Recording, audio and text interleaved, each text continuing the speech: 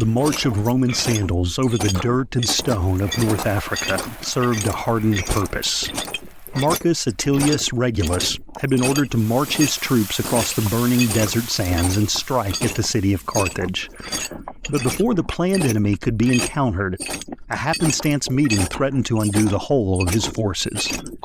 While camped along the banks of the Bagrada River, the men quenched their parched throats and settled down for rest near a dense grove of trees that held a dark secret. A hot and heavy air seemed to flow from the trees and polluted the air with a foul stench. So a foolhardy group of men went against their better judgment and decided to investigate. It would be to their horror, for hidden away in a hollowed-out cavern rested a beast that could only be described as a dragon.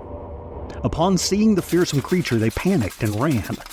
The noise stirred the serpentine creature from its lair, and with an unholy roar, it took off in pursuit.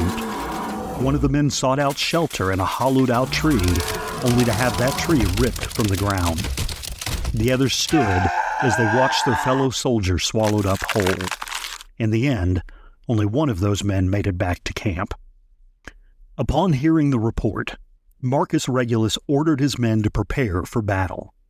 They marched for the cavern and blew out the trumpets of war. For a moment it seemed that the dragon had the upper hand. Its terrible bite tore soldiers in half, and its monstrous body proved surprisingly quick. Men began to flee in terror before Regulus mounted a renewed charge. Eventually, a spear found its way to the beast's head. Wounded and enraged, its violence only intensified. Only when a catapult stone landed upon the dragon's spine did it give up and fall heavy to the ground in death. Eventually, the jawbone and the skin of the beast was sent back to Rome and displayed to the marvel of all. It is a story too good to be true, and yet it is not recorded in a book of fairy tales. Rather, it's found in a history book and is recorded as a real event during one of the Punic War campaigns.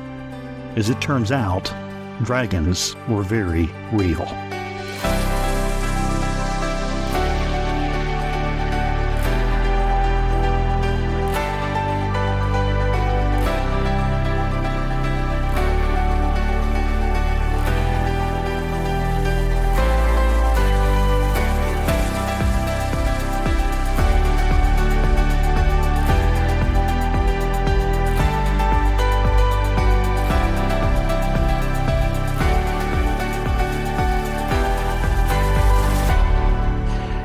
Welcome, truth seekers, Bible enthusiasts, and amateur historians. Co-host Brad Horton here, and we are delighted to be joined by co-host Dr. Eric Armstrong. Good to be back. Great to be back and better than ever. If you are joining us for the first time, we want to welcome you. Now, we're getting back after a bit of a hiatus. Excited to be back where Bible study meets biblical archaeology to address some of antiquity's greatest mysteries. So if I may, we filmed our last podcast, I believe, in March 2024. Back during March Madness. And so we ended the first half of season 1 at that time.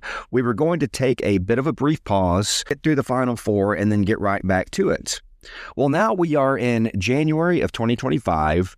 We're just now getting back. So I feel like I owe our listeners an explanation, a brief explanation as to why we have paused.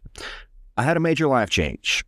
And last May 2024, I was elected mayor of the city of Kennedale in Texas.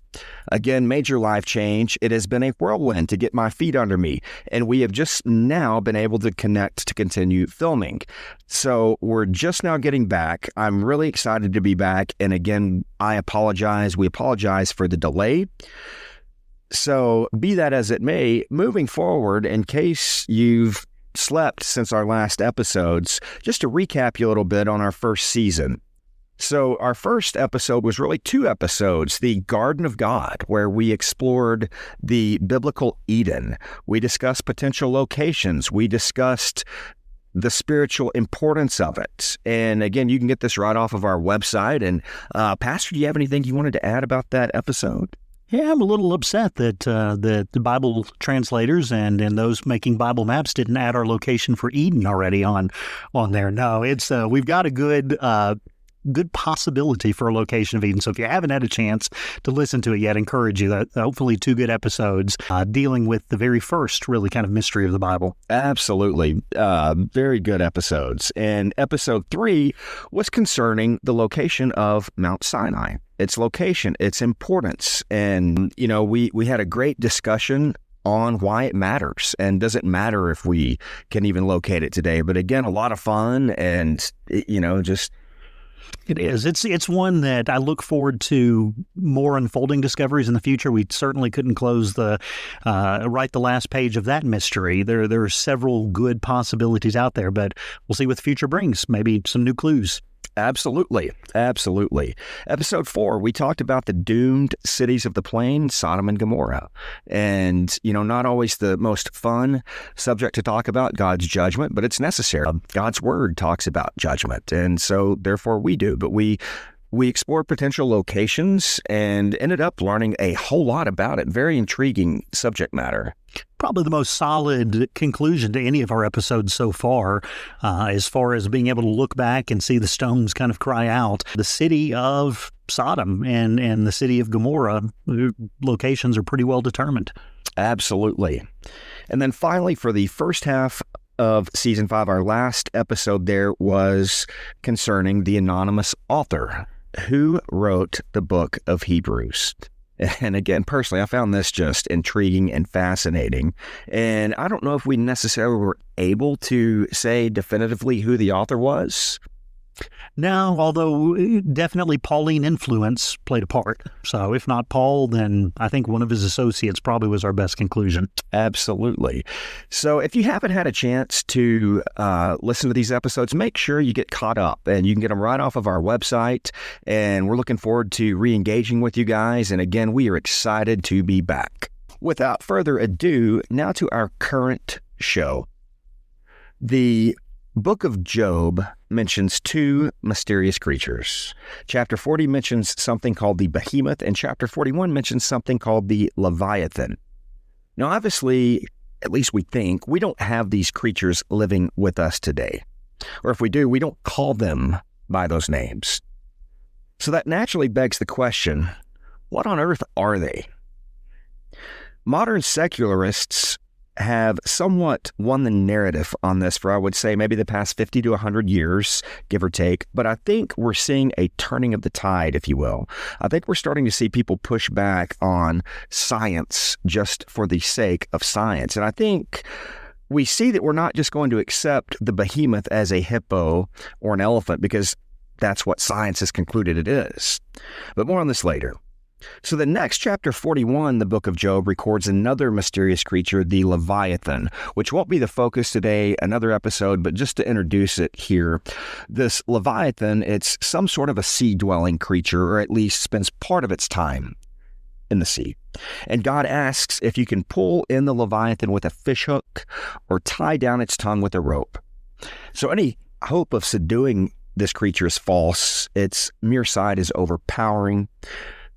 Who dares open the doors of its mouth? And I'm paraphrasing here the account in Job, and flashes of light, etc. And I think modern secularist commentary tends to go with a crocodile.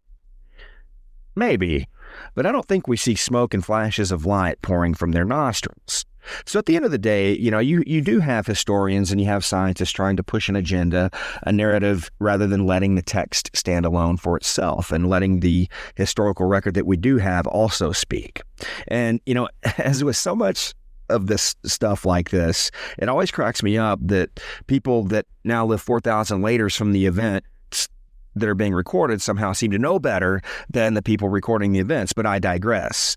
So I think we can conclude that both of these creatures mentioned in the book of Job, they're very fierce, they're very strong, symbols of power, they're symbols of strength, and there's a reason which Dr. Armstrong is going to mention why God is talking about them in his discourse with Job, and he'll tell us that in a bit. But so for the book of Job, I think, and I'll let Pastor Armstrong get into this, but it's actually, I believe, the earliest recorded book in the Bible, if you will. And correct. Yeah, as far as we know, it seems that the The hints in the text describing the time and the location in which he lived is probably the earliest. Awesome. And I think it's generally accepted, too, if I may follow up, that Job lived roughly around the time of the patriarchs or somewhere in that vicinity, Abraham, Isaac, Jacob. Is that kind of the... Correct. Yeah, we're dealing with the time that, again, mentioning cities, cultural practices, wealth, and how it was measured. We're living at a time around Abraham, Isaac, which is 400 years or so after Noah's flood. Now, if we're dealing with a time that's only 400 years after the flood, we're talking about thousands of years that have passed from the day in which Job lived to today. And things would have been much different back then. The animals that came off the ark would have had hundreds of years to spread out, and those that were large, those that would not readily live alongside man, would have gone into the deep reaches of the world. 400 years after the flood, mankind is continuing to expand. And so it's entirely possible that we're dealing with creatures that were alive in the days of Job, but have since gone extinct as mankind set out to be able to conquer these new lands, to establish new civilizations. And so that's entirely possible that we're dealing with a creature that is now extinct. But it raises the question, why does this creature even come up in the book of Job? And we have to go back and understand what was taking place during the days of Job. The longer that humanity traversed from the ark, from the days in which they left the ark, the truth was being forgotten. More and more people were falling away from God, and there were few that remained. But Job was one of these few that held tight. He believed in God. He sought to serve the Lord. And in this way, God truly blessed him. He became a wealthy man with many kids. He lived a very, what was considered back then, a blessed life. So surprisingly, something happens. Even though he serves the Lord, God allows Satan to attack him. And Job loses about everything. And in the course of one day, his wealth is gone and his children die. And then in the subsequent days, his wife turns against him and the faith that Job has in God. His health suffers. And so he begins to wonder why. Why is he suffering? Others are accusing him, saying that it's his own fault. There must be some sin in his life. And yet Job protests. He knows of nothing that he was holding back from God, no sin that he was holding on to that he had not confessed. And so he questions, why would God allow this to happen to him? And in his questioning on why God would allow this to happen, he grows more and more bold in the book. He's determined that he is right and he deserves an answer. And so at the end of the book, God shows up and he reveals himself to Job. But in that revelation, he discovers that God is bigger and more powerful than he ever could have imagined. And in part of this revelation, where God is showing his greatness and his grandness, he points to the wonders of his creation. He begins to catalog the different things that he has created. And so he mentions two very specific beasts, the first of which is called Behemoth. Indeed, it's described as the greatest of the land animals created by God. And thus, in showing the Behemoth, we see the God who created the Behemoth is even greater. In Job 40, 15 through 24, we find the description of this beast given in detail. The Word of God reads, "Behold now, Behemoth, which I made as well as you. He eats grass like an ox.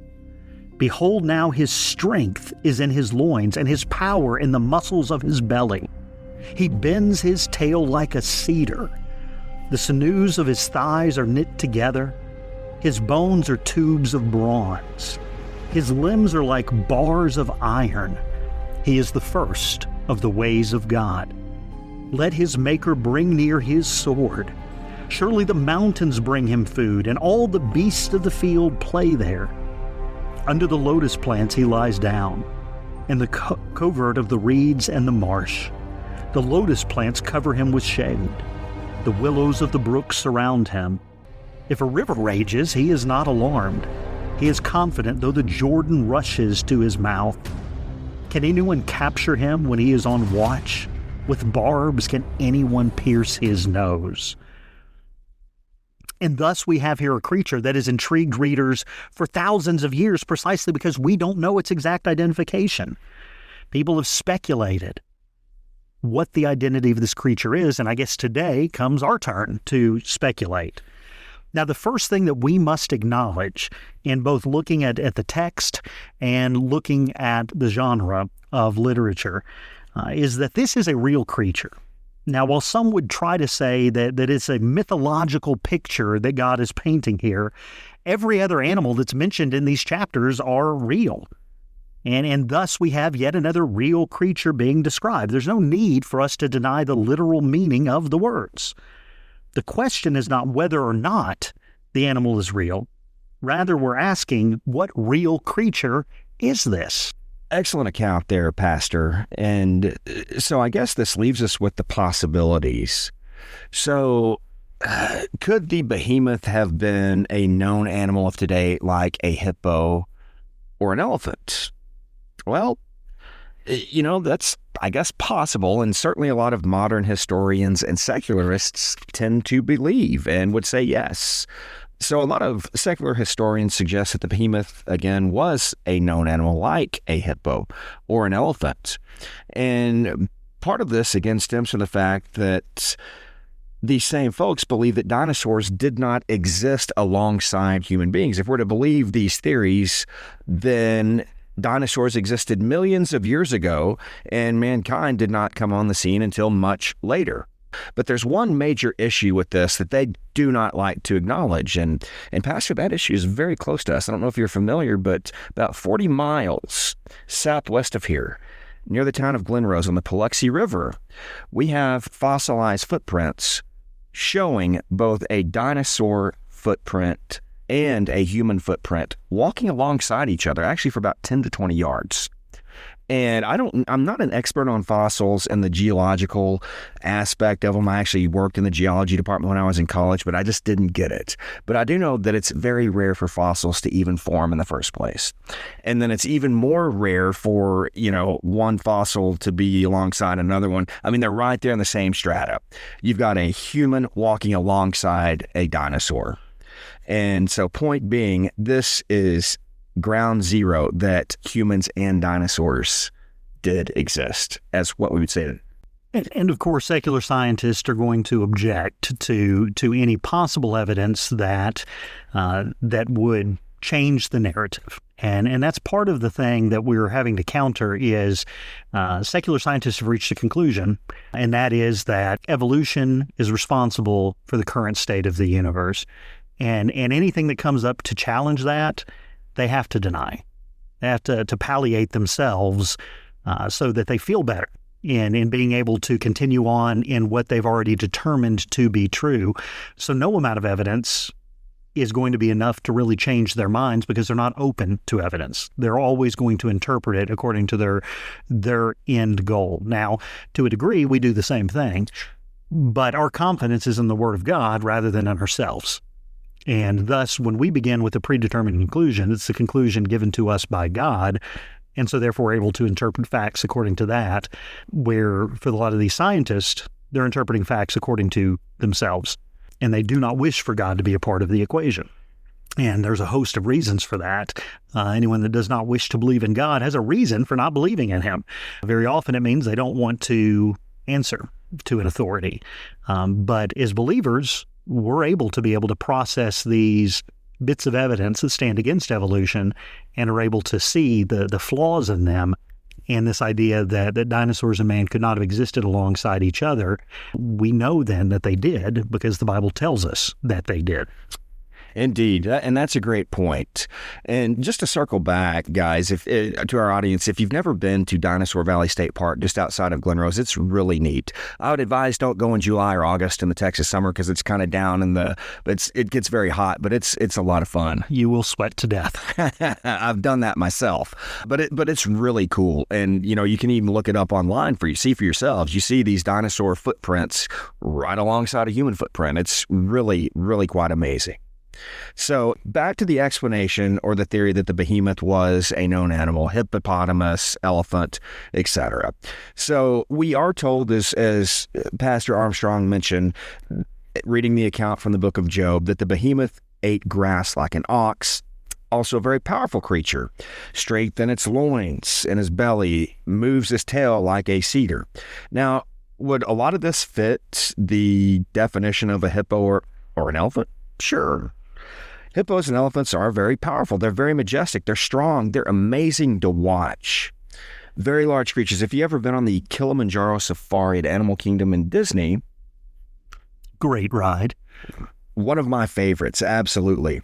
Even at the zoo, you'll see elephants, you'll see the hippos. And the last time we were on this ride, the hippos were bathing in a lake, and they were singing. It was awesome, and they even stopped the little bus to let us watch. It was cool. Well, that's not fair. They were sleeping and standing behind a fence when I was there. A rare occasion for me. Usually I don't get to see such things, but it was really neat. And so they're huge. They're majestic creatures. They're awesome. Truly a sight to behold.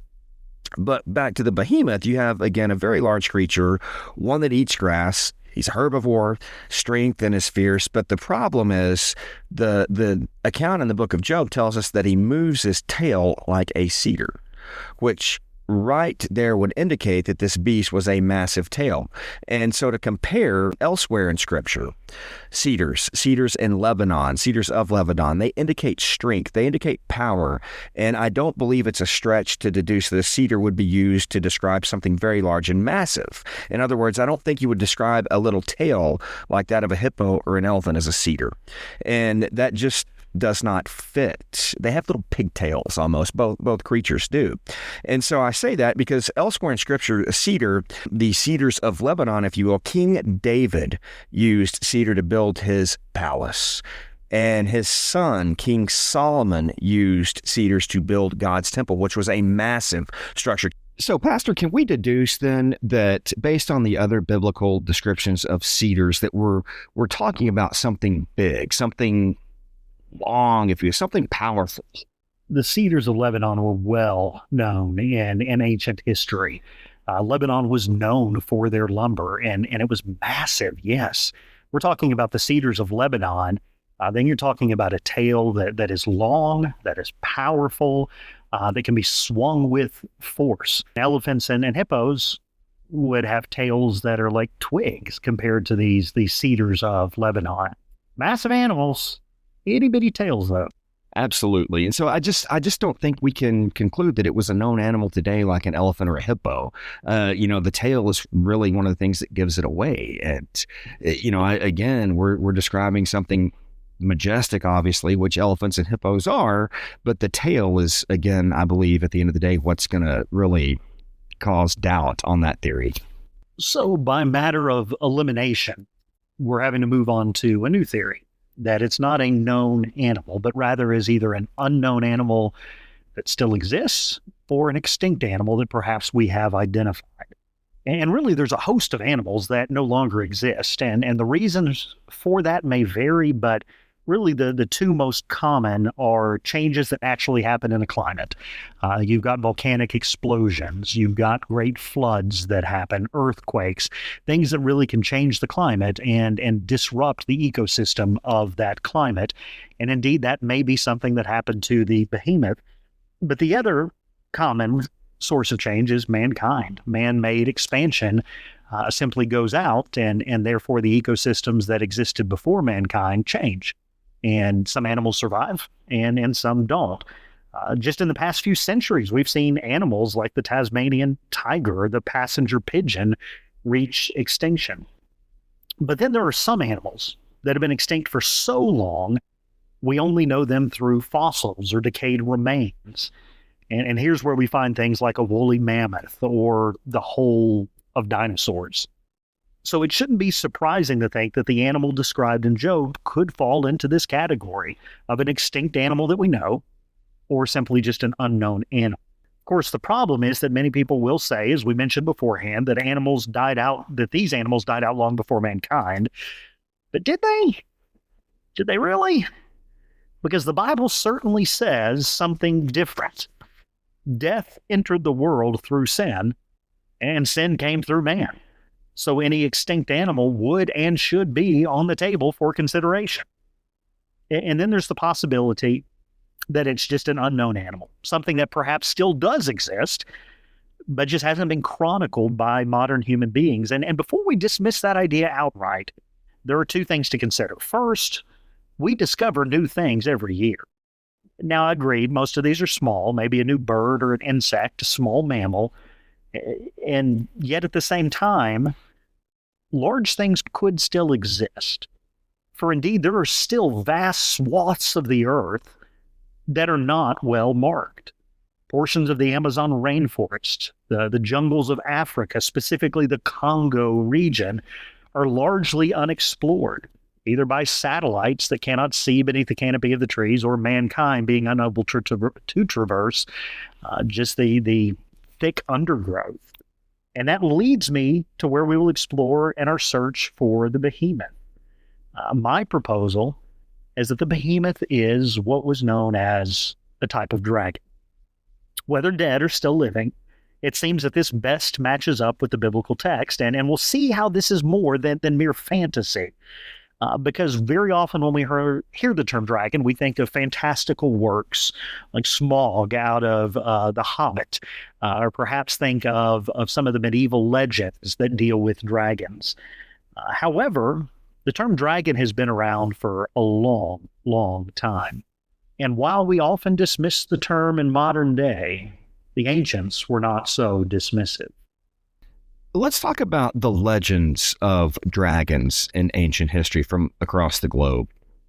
And before I get into that, I think Pastor Armstrong makes a very compelling argument here.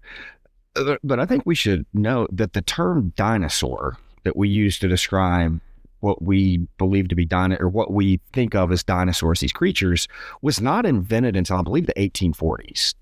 And when I was preparing for the show, I came across something, and it's actually in the Museum of Natural History in Washington, D.C. I remember seeing that this summer, I looked it up, and George Washington, Thomas Jefferson, Benjamin Franklin all lived and died without even knowing these creatures existed.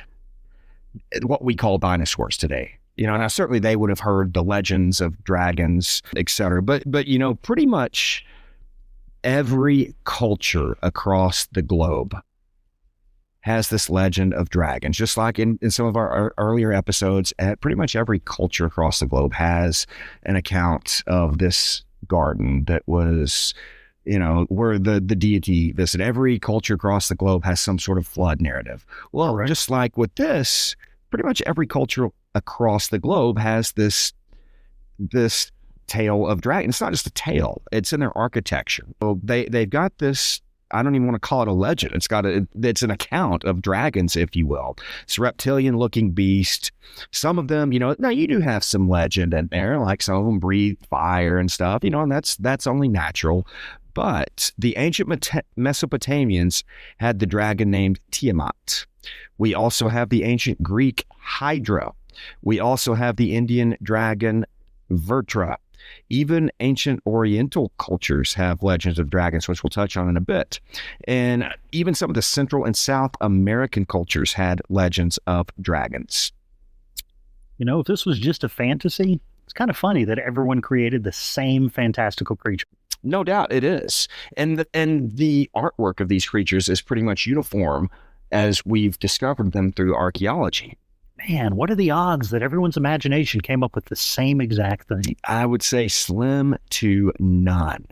And so, but the thing about legends is, especially in these artifacts like that, you generally don't have them, transcribed in hieroglyph or whatever it is. I mean, they're generally, they are depicting things from their everyday life. They're recording their accounts. And so we just have these dragons that happen to look like what we call dinosaurs peppered in to some of these artifacts that have been discovered. Going further, the ancient Egyptians had the Ouroboros, a dragon that would look like what I would call a dinosaur. Furthermore, the Zoroastrians had dragons called the Azidahaka. And again, the depictions and everything that we would read today would suggest that would be what I would call a dinosaur. But again, going back, modern scholarship believes these are legends because the ancient civilizations were merely referring to the fossil record. I almost laughed out loud when I saw that. I don't buy that for a second. A story that made me laugh a little bit actually dealt, I think, with Carl Sagan. And so prevalent are these myths that he tried to explain them as maybe it was a common memory of, seeing these bones and fearing these creatures, that it just became a common wide myth that ingrained itself in our DNA. Everything that they can do to try to explain away the fact that, hey, maybe they saw some creatures. I mean, seriously, it's almost laughable. You mean to tell me that the ancient Babylonians were out digging for fossils and had fossil? I don't think so. The latest I recall, I don't think Indiana Jones was alive in the BC world, although the Dial of Destiny, I think he did go back. Was some time travel. I still like the movie. Oh, it was great. I mean, I thought it was great too. I jest, but I mean, so the fact that these ancient cultures are depicting these because of the fossil record, give me a break.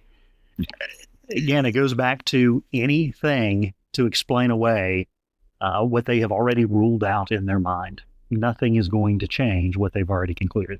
Absolutely. So going further, these in these ancient cultures, a lot of these beasts, these dragons, if you will, they're depicted as evil, mean, monstrous. Lots of dinosaurs likely were. I mean, I'm going to wager that if I went to go out and pet a T-Rex like I would the family dog, things are probably not going to end too well for me. I think that's probably safe to assume. But point being, back to dragons, these ancient cultures all depicted them, as what we would call dinosaurs. There were legends that developed outside, and we've seen legends, like even when we're talking about the author of the book of Hebrews, we're talking about why certain books were not included in the New Testament because they've been corrupted by legend, but they all had a base story somewhere. And, I think the same argument can be made here. Yes, there are legends of dragons spitting fire and the knight rescuing the princess and slaying the dragon, blah, blah, blah. But at the end of the day, these cultures have artifacts depicting dragons, what I would call dinosaurs, and they've survived all across the globe. And like you said, Dr. Armstrong, I just don't think that's a coincidence that, thousands of years ago, hundreds of years ago, they just all got together and had a conference at the North Pole and said, you know what, let's draw these in our artifacts and save it for history and fool people 2,000 years later. Yeah, I mean, and even if you take a look at things like the Chinese, I don't know if it's the Chinese zodiac, but they have years that chronicle these animals. And every animal on there is real. Except apparently they decided to include a mythological dragon. And people will say, well, maybe that stands for a snake. Well, no, because they have a snake in a separate category. As a matter of fact, I think for the Chinese New Year, I think this is the year of the snake. But they also have a year of the dragon, which stood alongside every other real creature in their ancient history. Absolutely. And one final point before we segue into our next segment, the fire breathing aspect. They're depicted as breathing fire. Now, could it be possible that some of the species of dinosaurs or dragons spit something that looked like fire? I think absolutely. In fact, I think we've discovered that. And even if you've seen the movie Jurassic Park, you kind of see Wayne Knight, or you may refer to him as Newman. I know I do. He met his end from one of those things. And you've got some creatures in modern day. The bombardier beetle houses two separate chemicals in its body that, when mixed together, create an explosion. And it can shoot out both of these chemicals at the same time and create an explosion. And if you've got chemicals mixing together to create chemical explosions, I think you could probably have something that perhaps breathes fire or created sparks. No doubt about it. Now, we're already convinced that dinosaurs and man lived side by side, but many of them, of course, went extinct over time. But perhaps you need a little bit more proof. Maybe you're saying, okay, there's some drawings out there, there's some stories out there, but what about in history? Do we have any accounts of dinosaurs in history, of people coming across these creatures that have been preserved? Well, as we've talked about, the idea of dragons as real creatures is nothing new, and the ancients certainly had stories like these. Too often, I think when we look at the ancients, modern day people will look back upon these ancestors of ours and consider them uneducated, maybe superstitious. But in truth, I mean, they were intelligent. Take a look at the ancient Greeks, ancient societies in Egypt. You've got philosophy, mathematics, astronomy. They were quite adept at many fields. So to dismiss their accounts out of hand would be foolish. And there are accounts. They had many reasons to believe dragons existed, and one of those reasons was eyewitness testimony. Now, they might prove to be quite rare that have survived down to this day, but they exist. And perhaps why there are not more could be easy to explain. Again, encounters were rare. These animals dwelled where men did not live. And that's not surprising because some of these creatures could not coexist with man in peace. Thus, we began this episode with one of those encounters. A Roman battalion fought a dragon in a remote region, and when encountered, they knew it was a dragon. Why? Because they had chronicles of dragons in their history. They had historical recordings that told them about such creatures. They were rare, but they were real. And other stories really relate the same truth. Accounts really can come from all across the globe and all across the pages of time.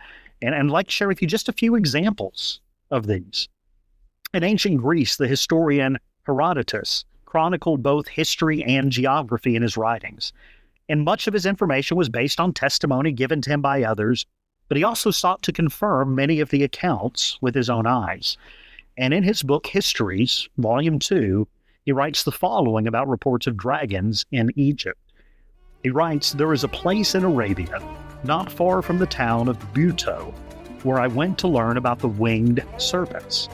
When I arrived there, I saw innumerable bones and backbones of serpents, many heaps of backbones, great and small and even smaller. This place where the backbones lay scattered is where a narrow mountain pass opens into a great plain, which adjoins the plain of Egypt. Winged serpents are said to fly from Arabia at the beginning of spring, making for Egypt. But the ibis birds encounter the invaders in this pass and kill them. The Arabians say that the ibis or ibis is greatly honored by the Egyptians for this service, and the Egyptians give the same reason for honoring these birds. The serpents are like water snakes. Their wings are not feathered, but very like the wings of a bat." And Herodotus is not the only ancient writer to talk of flying reptiles, which very much fit the description of what we now think of as dinosaurs, whether pterodons or pterodactyls. Yet another example with perhaps a better known name to many people, thanks to the popular pool game. Marco Polo was an explorer. He journeyed through Asia, and he also gives us an account of dragons. He writes, "Leaving the city of Yashi and traveling 10 days into a westerly direction, you reach the province of Khorasan, which is also the name of its chief city. Here are seen huge serpents, 10 paces in length and 10 spans in the girth of the body. At the forepart, near the head, they have 2 short legs, having 3 claws like those of a tiger, with eyes larger than a 4-penny loaf, and they are very glaring. The jaws are wide enough to swallow a man, the teeth are large and sharp, and their whole appearance is so formidable that neither man nor any kind of animal can approach them without terror." And once again, the descriptions of these dragons, they're not found in fantastical stories that invent animals for the hero to slay. They're merely chronicled as real beasts that are found in nature. True in remote parts of the globe. And the evidence continues, even if we go from Asia to Europe. In the 1400s, an English bishop named Richard Bell lived and died and was buried in a tomb. Now located in the floor, over time the grave became covered with a carpet and was forgotten. But really only a few decades ago, a closer examination was made of the tomb, and upon its edges were carved a number of animals, birds, dogs, fish, a bat. But in one frame stand 2 large beasts battling it out with intertwined necks. The image is very clearly of 2 sauropod dinosaurs, much like a brachiosaurus, being engaged in a fight. Now, if you show that image to a child, he will tell you it's a dinosaur. But the first bones of such an animal, were not written about for hundreds of years to come. So what was it that the artist saw that he engraved upon the tomb? Fast forward to the American West, where Indian tribes had long told of great beasts that flew over the skies of the Black Hills. These enormous animals were of great size, and the etching of one, a pictograph found in the San Rafael swell, looks very much like what we know now as a pterosaur. Details down to the crest on its head are accurate. Indeed, the legend of these creatures, often called thunderbirds, permeated the stories of Native Americans. You see, all across the world, throughout the pages of history, accounts can be found of dragons, from drawings to descriptions to eyewitness accounts. So could it be that our behemoth was simply a dragon that existed at the time of Job? And what we now call dragons, which is perhaps a dinosaur. And awesome. And just to make a point back to another book, I know we're rewinding back to more ancient history, but the Apostle John, when in the book of Revelation, he is describing Satan as a serpent and then as a dragon. Serpent, obviously a very real creature. And I don't think he would just use dragon in that context as some mythical creature. Now, obviously, he's trying to personify evil, et cetera, a very fierce creature. But, I think that just adds credence to the argument here. I agree. You see the form that he uses in the garden to deceive, and you see the evil kind of associated with that. And what better personifies that once the world fell into sin, and once creatures, became a part of this fallen world where they would tear apart one another or attack humans. What more terrifying picture of evil could you have than perhaps a dragon? Absolutely. And, so do ancient dragons match up with dinosaurs? I think we can certainly make a strong case for that. And if we back up to a point we made a bit earlier on the show, that the term dinosaur was not around until the 1800s, I believe the 1840s more specifically, again, I think, is it reasonable to assume that when we refer to dinosaurs, we are referring to what these civilizations of the past referred to as dragons? And technically, don't they get naming rights? They found them first. Absolutely. They should have claimed royalties on them. And, but I digress. And, another great example, Pastor, it's a carving in Cambodia. Cambodia's Angkor Wat Temple. We depict this creature with scales on its back. And this culture, they considered this beast, it's translated, it's a dragon, but it's clearly what we would call, I believe, a stegosaurus, the one with the scales. Is that? Yeah, it was my favorite one as a kid. We'll see if we can reference it and put a link up for you to see it. But this was called a dragon. They called this a dragon. And that's exactly what I would call a dinosaur. So this ancient culture in Cambodia that depicted this beast, they called this beast a dragon. And that's exactly, again, what I would call a dinosaur. So this dragon is a stegosaurus. This stegosaurus is a dragon.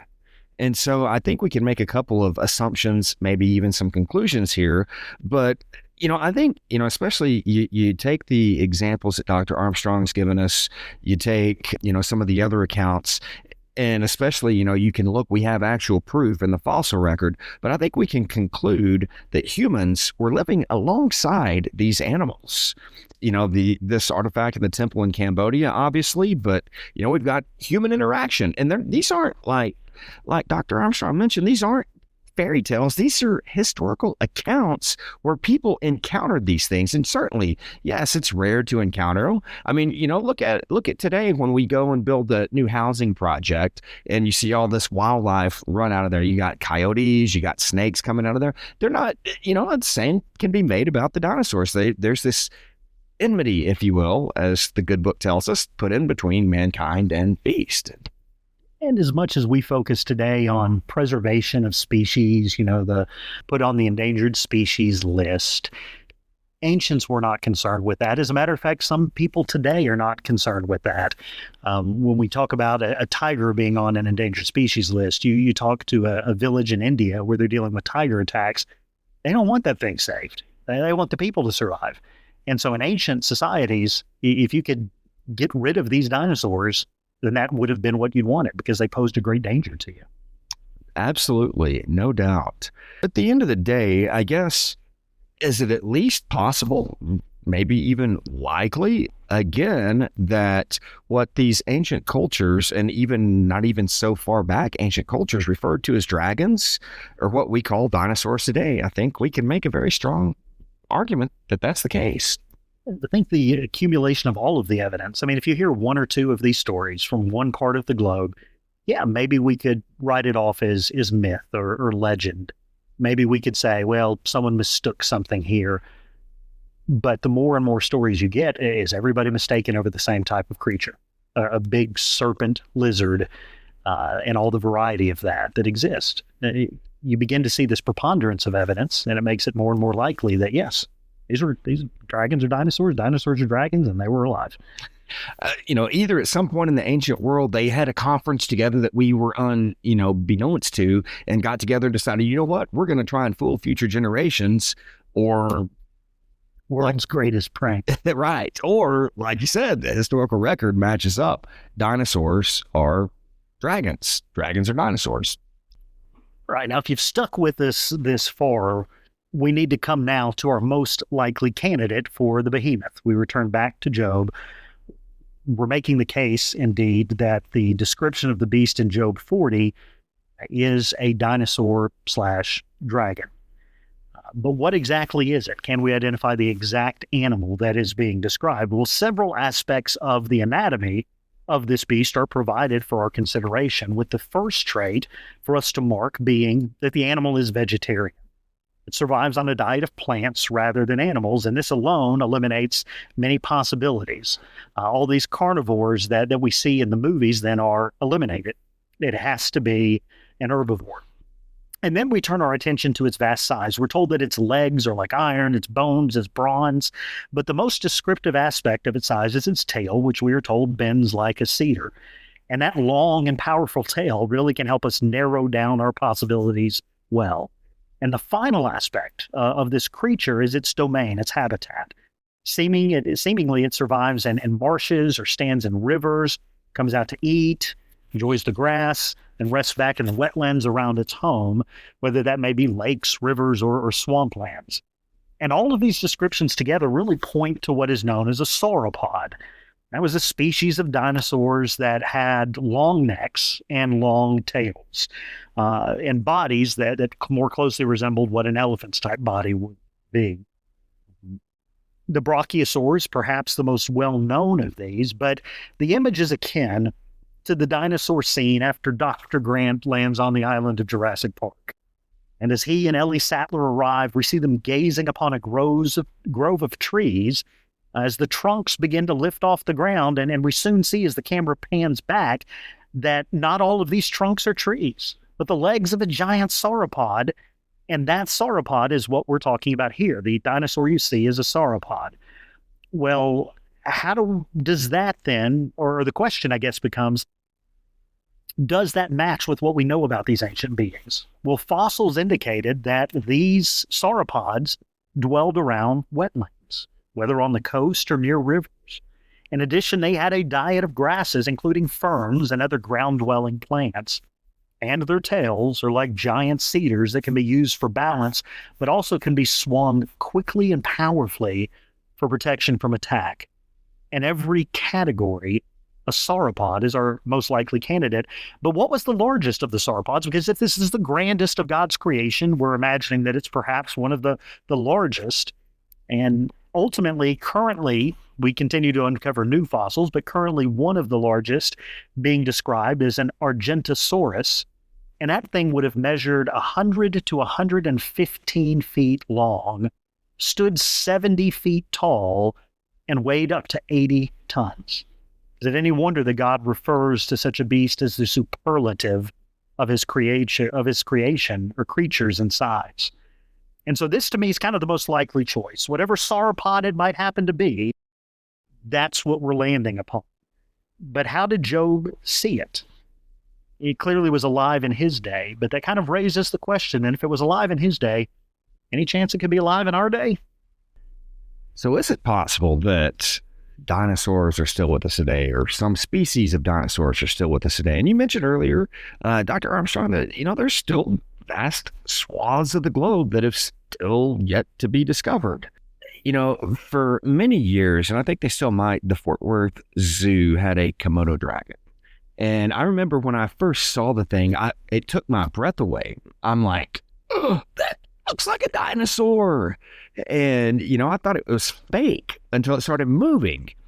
I think it's safe to say that probably, or maybe not, who knows, that maybe like these brontosaurus, T-Rexes, those are extinct, but is it possible some species of dinosaurs might be with us? It's certainly possible, maybe, right? Because most dinosaurs, I believe, were actually pretty small, based on what we know now. Yeah, they were. The majority of them were small, just the great attention. Sure, absolutely. But to go back to extinction a little bit here, I believe we now know that over 900 species have gone extinct. And while we certainly think of some of the more ancient ones, the woolly mammoth, saber-toothed tiger, even back to, I think, the 1800s is when the dodo bird went extinct, something like that. So the fact that, animals go extinct, I don't have a problem with. But I do have a problem with, when we're saying that there's no way dinosaurs could have existed alongside humans. And I think we've proved tonight, or made a compelling case, let me rephrase that they did coexist together. Do they still exist today? I think probably the larger ones, I think it's safe to say at the time, currently, I don't think they do, but perhaps some species might, certainly their ancestors do, right? I don't know. And one of the considerations as well is that before the flood, you had long lives for humans, and most likely long lives for these animals. And you have some species of reptiles that have indeterminate growth, meaning they continue to grow over the course of their lives. And if you have reptiles that lived for hundreds of years, that grew to enormous size, it's possible that those that came off of the ark never got as big as their predecessors did. Same type of animal, just less impressive in size. And so therefore, for a while, they probably could exist in hiding or in remote regions, just as a smaller version of perhaps some of the fossils that we have. Absolutely. And I think reptiles do generally grow, or at least a good portion of them continue to grow as they get older. And I say this because of the Galapagos turtle. And I have a funny account here when we were at the San Diego Zoo. And these things, I believe they were several hundred years old, and they were about the size of this table. There were several of them. Our son actually dropped his park map into the exhibit with the turtles, and you should have seen the weeping and gnashing of teeth. There's somebody's trying to kill the turtles, and so by the time I was gone to get one of the attendants, a lynch mob had formed. But that's neither here nor there. But the point being, these animals did grow larger. Sorry, I'm picturing a in memorial service as you killed a Galapagos turtle. I'm sure it survived. But I'm just picturing in my mind a memorial service for a turtle. It was fine. Everything turned out fine. But I mean, the lynch mob had formed, and who's trying to kill the turtle? He's a 3-year-old kid at the time, right? Be that as it may, and another point here is that I think it's a mistake to say that dinosaurs were not on the Ark of Noah. And some Christians will say, yeah, I believe in that, but they were wiped out in the flood. Well, I think we've presented otherwise tonight, but and certainly probably the vast majority of them were wiped out in the Great Deluge, but some, I believe it's safe to say, survived and went on, right? 2 by 2. 2 by 2. And so did they ever repopulate the earth to the extent after the Great Flood they did before? I don't know.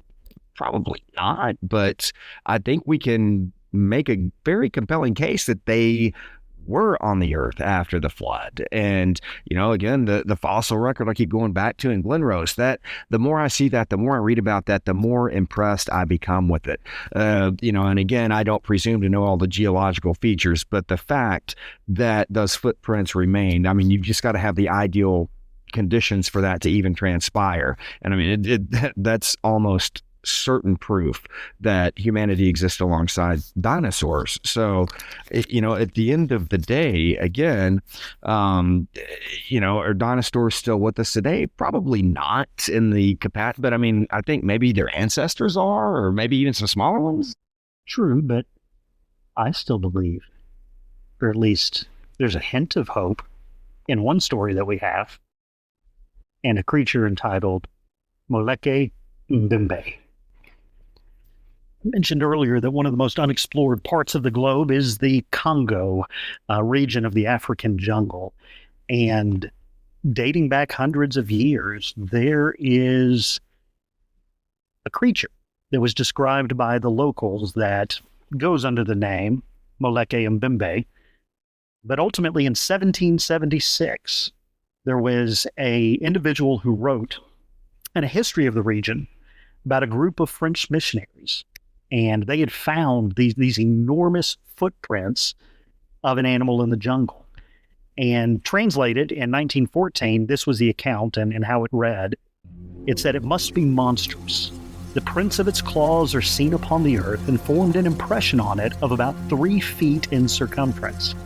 And observing the posture and disposition of the footprints, they concluded that it did not run this part of the way, and that it carried its claws at a distance of 7 or 8 feet one from another." And perhaps they thought, well, maybe it could be an elephant or something of that size, but it possessed clawed toes, meaning that here you have a large reptile. And then later in 1913, when the German government was surveying its colony, at that time called Cameroon, then they included a report from very many of the natives that described a beast that existed within the rivers and the lakes of the Congo Basin. And that description, when shown pictures of various animals, they identified it as a sauropod dinosaur. Not as large as what we would find in the fossil record, but roughly the size of an elephant, but with a long neck and a long tail. Wow. Very compelling again. So either, we had a Bigfoot sighting or a Loch Ness Monster sighting, or we had a dinosaur. Moleke Mbembe. It's fun to say. Well, we could go on talking about this for a while, but we probably should bring the episode to a close. So in conclusion, we stand and marvel today at the height of a giraffe, the strength of an elephant, and the size of a whale. But why do such creatures exist, and what does the Lord reveal about himself through such large specimens of creatures? Well, in the book of Job, there was a growing confidence on Job's part that he could stand next to God and plead his case, that he could hold an argument with the Lord and win, that he was capable and ready to speak to any charge that might be presented against him. And so the Lord chooses to show Job just how great the gap is between man and God. You see, far too often we're prone to make much of ourselves and little of God, but we fail to realize how great and wondrous is the Creator of all things. When we behold the works of his hands, the vastness of the sky and the depth of the ocean, and yes, the overwhelming size of animals that walked among us, we are to see that the Lord is greater and more grand than these things. If God created all things, he is superior to them all, and this should humble us. But this humbled state is not meant to cause us to flee from him. Rather, it beckons us to depend upon him, to run to him, and trust in him to take care of all things. If the God who created all things holds the stars in the skies and can control the greatest beast of the earth, then he can certainly take care of us. All we need to do is trust in him. We may not be able to explain everything. We may not be able to discern every situation, but we can trust in the Lord to provide a perfect provision for all who turn to him. And that's exactly what Job did in the end. He never got the answer regarding his suffering, but he didn't need it anymore. He had a God that he could trust, that loved him, and that was enough. And it should be enough for us as well. As we close the page on this topic and put the volume on Behemoth back on the shelf, let me leave you with this quote from the old preacher Matthew Henry, and we'll see you next time. Behold now Behemoth, and consider whether thou art able to contend with him who made that beast, and gave him all the power he has, and whether it is not thy wisdom rather to submit to him, and make thy peace with him.